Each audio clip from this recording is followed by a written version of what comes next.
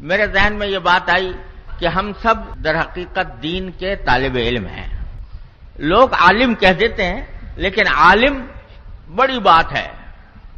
اللہ تعالیٰ صحیح معنی میں طالب علم بننے کی توفیق عطا فرما دے تو یہی ہمارے لیے بہت. مجھے حضرت حکیم الامت مولانا تھانوی رحمۃ اللہ علیہ کا ارشاد یاد آیا.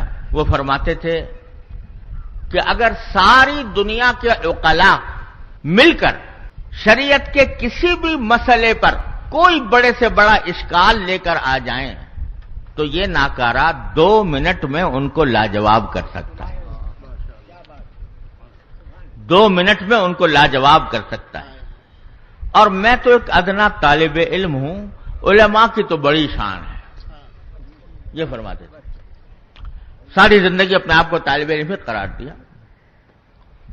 حضرت حسن بصری رحمۃ اللہ علیہ کو کسی نے یا فقیہ کہہ کر پکارا تو آپ نے جواب میں فرمایا کہ اب هل رأیت فقیہا قط، کبھی کسی فقیہ کی شکل بھی دیکھی ہے؟ اور پھر فرمایا انما الفقیہ الزاہد فی الدنیا الراغب فی الآخرہ. زاہد فقیہ تو وہ ہوتا ہے جو دنیا سے بے رغبت ہو اور آخرت کا طالب ہو، وہ ہوتا ہے فقیہ. تو اپنے آپ کو فقیہ کہلانے سے بھی انہوں نے منع کیا.